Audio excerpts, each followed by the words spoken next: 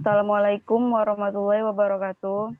Waalaikumsalam warahmatullahi wabarakatuh.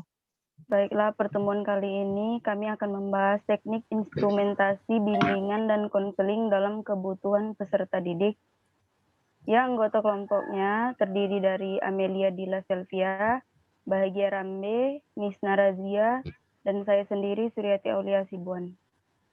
Yang pertama, saya akan menjelaskan tentang pengertian instrumentasi. Secara umum, aplikasi instrumentasi dapat diartikan sebagai alat yang digunakan untuk mengumpulkan data dan keterangan tentang diri klien baik individu atau kelompok dengan menggunakan instrumen tes ataupun non-tes. Instrumen tes adalah alat pengukur yang mempunyai standar yang objektif sehingga dapat digunakan secara meluas serta dapat betul-betul digunakan untuk mengukur dan membandingkan keadaan psikis atau tingkah laku individu. Teknik tes merupakan suatu kenyataan bahwa manusia dalam hidupnya berbeda antara individu yang satu dengan individu yang lainnya. Tidak ada dua individu yang persis sama, baik dari segi fisik maupun segi psikisnya.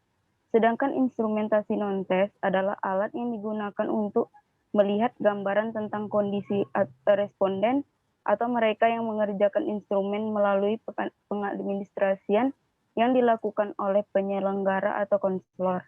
Sebagaimana apa adanya tanpa menekankan apakah kondisi itu mutunya tinggi atau rendah, benar atau salah. Selanjutnya, komponen aplikasi instrumentasi yang akan dijelaskan oleh teman saya, Misna Razia. Kepada Misna Razia dipersilakan. Baiklah, terima kasih. Saya akan menjelaskan tentang B. Komponen aplikasi instrumentasi. Pertama, instrumentasi tes. Instrumen tes adalah berbagai teks psikologis seperti teks intelijensi, bakat dan minat, dan tes hasil belajar seperti soal ulangan dan ujian. Instrumen tes ini diselenggarakan secara tertulis atau lisan, secara individual atau kelompok, terdiri dari tes intelijensi. Tes intelijensi merupakan suatu teknik atau alat yang digunakan untuk mengungkap taraf kemampuan dasar seseorang. Tes bakat. Bakat merupakan kemampuan intelijensi khusus. Tes bakat adalah tes yang mengungkapkan bakat seseorang. Tes minat. Minat merupakan faktor dari individu yang menunjuk pada tipikal performance seseorang akan menjadi berhasil apabila dirinya memiliki kemampuan yang disertai dengan minat yang tinggi terhadap suatu pekerjaan yang diembannya. Kedua, instrumen non-tes. Instrumen non-tes adalah instrumen yang digunakan untuk mengetahui kondisi klien sebagaimana adanya tanpa menekankan apakah kondisi itu mutunya tinggi atau rendah. Instrumen non-tes berupa sosiometri, sosiogram, observasi, AUM PTSDL, AUM umum, angket, daftar checklist, dan wawancara.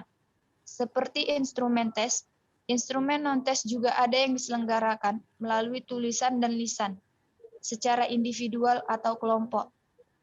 Baiklah, selanjutnya akan dijelaskan oleh teman saya, Bahagia Rambe. Oke, terima kasih. Selanjutnya pada bagian C saya akan menjelaskan yaitu pendekatan dan teknik aplikasi instrumentasi.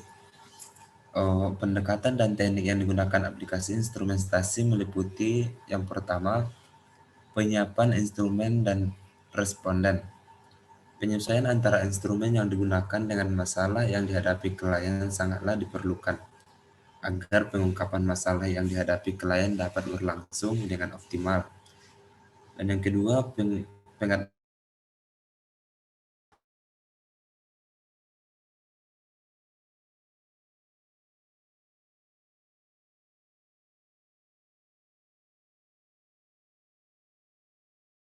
diberikan kepada responden. Yang ketiga, penyampaian hasil aplikasi instrumen. dalam menyampaikan hasil aplikasi instrumen, asas kerahasiaan harus tetap diterapkan. Hasil aplikasi instrumentasi tidak boleh diumumkan secara terbuka dan tidak boleh dijadikan pembicaraan umum.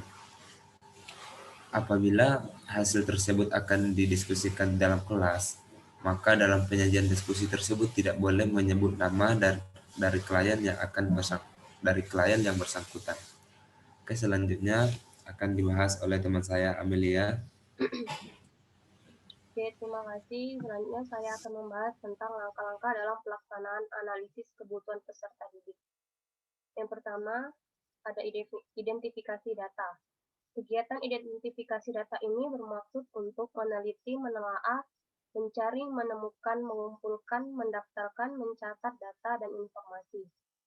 Data yang telah diperoleh nantinya dapat digunakan untuk kepentingan pelayanan bimbingan dan konseling.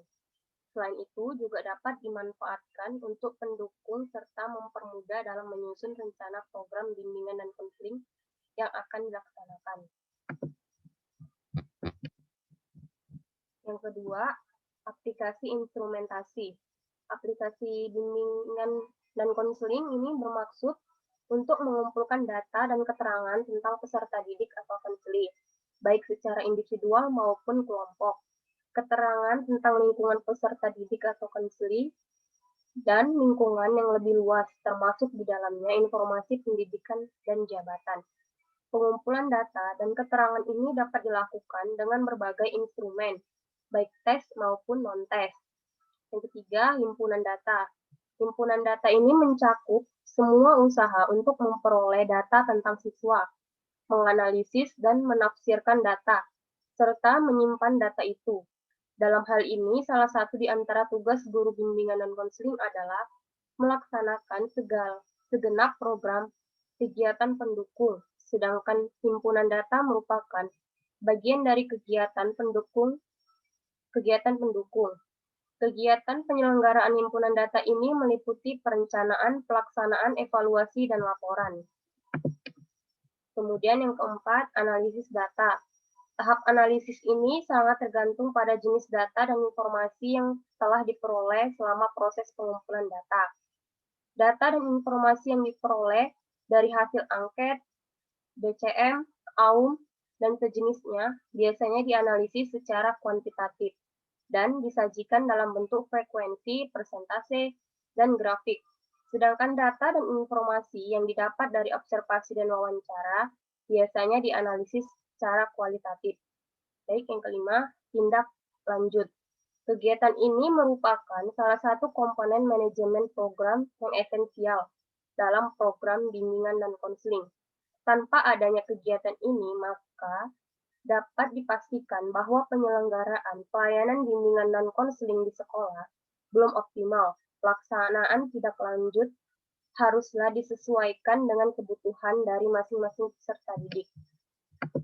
Oke, itu saja yang dapat kelompok kami sampaikan. Jika teman-teman masih ada yang kurang paham, bisa menanyakan langsung di kolom e-learning. Terima kasih. Wassalamualaikum warahmatullahi wabarakatuh. Waalaikumsalam warahmatullahi wabarakatuh. Waalaikumsalam warahmatullahi wabarakatuh.